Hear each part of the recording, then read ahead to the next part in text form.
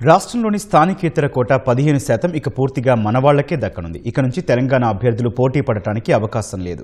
వృత్తి విద్య, engineering, degree కోర్సులకు వర్తింపజేస్తూ రాష్ట్ర ప్రభుత్వం ఉత్తర్వులు జారీ చేసింది. రాష్ట్ర విభజన పూర్తయి 10 ఏళ్లైన నేపథ్యంలో ఈ మేరకు నిర్ణయం తీసుకుంది.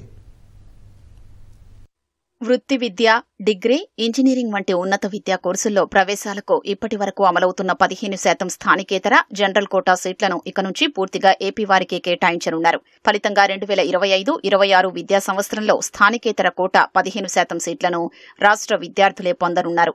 ఇప్పటి వరకు ఈ సీట్లలో తెలంగాణకు చెందిన వారికి అవకాశం కల్పిస్తుండగా ఇక నుంచి ఈ సీట్లకు పోటీ పడ్డానికి తెలంగాణ, ఇతర రాష్ట్రాల వారికి అవకాశం ఉండదు.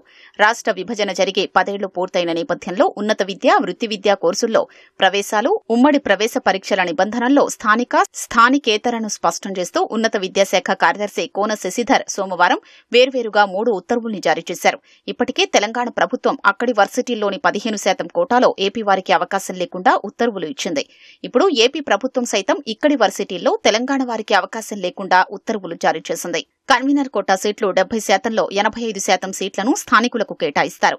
స్థానికత ఏపీలో 2 రీజియన్లుగా ఉంటుంది. ఆంధ్ర విశ్వవిద్యాలయం, శ్రీ వెంకటేశ్వర విశ్వవిద్యాలయం రీజియన్లుగా దీన్ని నిర్ణయిస్తారు. ఉమ్మడి ఏపీ విభజన అనంతరం 10 ఏళ్ల పాటు ఆంధ్ర, శ్రీ వెంకటేశ్వర, ఉస్మానియా రీజియన్లుగా సీట్లు భర్తీ చేపట్టగా ఇప్పుడు ఉస్మానియా రీజియన్ను తొలగించారు. ఇక నుంచి ఆంధ్ర, శ్రీ వెంకటేశ్వర రీజియన్ల వారీగా మాత్రమే సీట్లను భర్తీ చేయనున్నారు.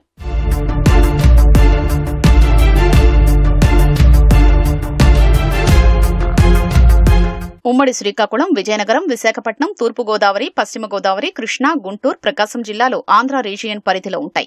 ఇక్కడి విద్యాసంస్థల్లో చదివే విద్యార్థుల్ని ఏయూ రీజియన్ కు లోకల్ గా పరిగణిస్తారు. ఉమ్మడి అనంతపురం, కర్నూలు, చిత్తూరు, కడప, నెల్లూరు జిల్లాలు ఎస్వీయూ రీజియన్ లో ఉంటాయి. ఈ జిల్లాల వారిని శ్రీ వెంకటేశ్వర రీజియన్ లో లోకల్ గా పరిగణిస్తారు. ఉద్యోగ, ఉపాధి కారణాల రీత్యా తల్లిదండ్రులు ఇతర రాష్ట్రాల్లో ఉంటున్నా ఇద్దరిలో ఎవరైనా ఒకరు గతంలో 10 ఏళ్ల పాటు ఏపీలో నివసించిన వారై ఉంటే వారి పిల్లలు పోటీ పడొచ్చు. అభ్యర్థి ఏపీలో కనీసం 10 ఏళ్లు నివసించి ఉండాలి. రాష్ట్రం బయట చదువుకున్న కాలాన్ని మినహాయించిన తర్వాత 10 ఏళ్లు ఏపీలో ఉండి ఉండాలి. 9 నుంచి ఇంటర్మీడియట్ వరకు వరుసగా 4 ఏళ్లు ఆయా రీజియన్లలో చదవకపోయినా 7 ఏళ్లలో 4 ఏళ్లు చదివి ఉండాలి. 7 ఏళ్ల కాలంలో ఎక్కువ కాలం చదివిన ప్రాంతాన్ని స్థానికతగా తీసుకుంటారు.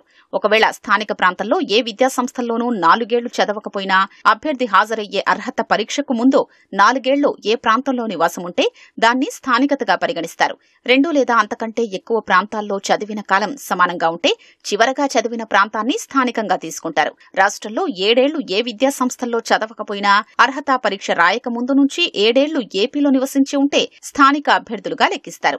ఏపీలో ఈ 7 ఏళ్లలో ఎక్కడైతే ఎక్కువ కాలం నివసించి ఉంటారో అక్కడ స్థానికులుగా పరిగణలోకొస్తారు.